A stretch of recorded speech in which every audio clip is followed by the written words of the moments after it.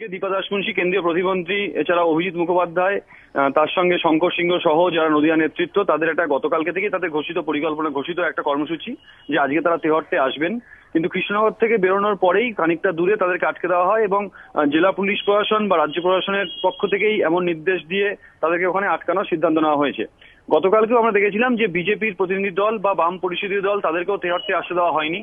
মুর্শিদাবাদ থেকে কংগ্রেসের 5 বিধায়ক তারা অন্য রাস্তা দিয়ে বহরমপুর থেকে রওনা দিয়ে তারা এই তেহট্টে ঢুকেছিলেন, কৃষ্ণনগর হয়ে তারা আসেননি, সেই জন্য তারা আসতে পেরেছিলেন, গ্রামের ভেতর দিয়ে অন্য রাস্তা দিয়ে তারা আসেন।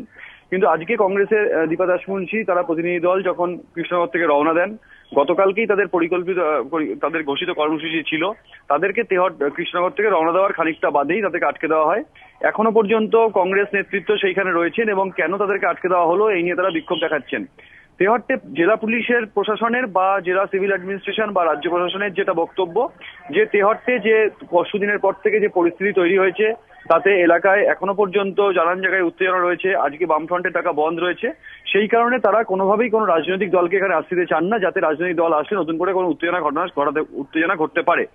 কিন্তু এখানেই প্রশাসনের বিরুদ্ধে যে অভিযোগটা বারবার করে উঠছে সেটা হচ্ছে এর আগে আমরা কিন্তু একই ধরনের ঘটনা, তোমার মনে থাকবে, আমরা দেখেছি নন্দীগ্রাম কাণ্ডের সময়, সিঙ্গুর কাণ্ডের সময়, সেখানেও একাধিকবার বিভিন্ন সময় মমতা বন্দ্যোপাধ্যায় তখন বিরোধী নেত্রী, তার কনভয় পুলিশ প্রশাসনের পক্ষ থেকে আটকে দেওয়া হয়েছিল। তার প্রতিবাদে মমতা বন্দ্যোপাধ্যায় সিঙ্গুরে যখন যাওয়ার পথে মমতা বন্দ্যোপাধ্যায়ের কনভয় যখন হাওড়ার মাইতিপাড়ার কাছে আটকে দেওয়া হয়, সেখান থেকে তিনি গাড়ি ঘুরিয়ে বিধানসভায় যান, সেখানে তার কনভয় আটকানোর প্রতিবাদে তৃণমূল বিধায়করা বিধানসভা ভাঙচুর পর্যন্ত করেন। তারপরে একাধিকবার বিভিন্ন জায়গায় প্রাক্তন বিরোধী নেত্রী বর্তমান মুখ্যমন্ত্রী তার কনভয় জেলা পুলিশ প্রশাসন আটকায়, এই নিয়ে বিক্ষোভে উত্তাল হয়েছিল। সেই একই পরিস্থিতির পুনরাবৃত্তি বা সেই একই জিনিসের পুনরাবৃত্তি কিন্তু ফের শুরু হলো রাজ্যে, এটা বলাই যায়। গত পরশুদিনকে তেহট্টে যে ঘটনা ঘটে সেই ঘটনাকে কেন্দ্র করে স্বাভাবিকভাবেই তেহট্টের পরিস্থিতি থমথমে, কিন্তু এখনো পর্যন্ত আইন শৃঙ্খলার নতুন করে আর কোনো এমন অবনতি হয়নি যে রাজনৈতিক দলের প্রতিনিধিদেরকে তেহট্ট থেকে 40 কিলোমিটার দূরে আটকে দিতে হবে, এমনটাই রাজনৈতিক দলগুলো অভিযোগ করছে।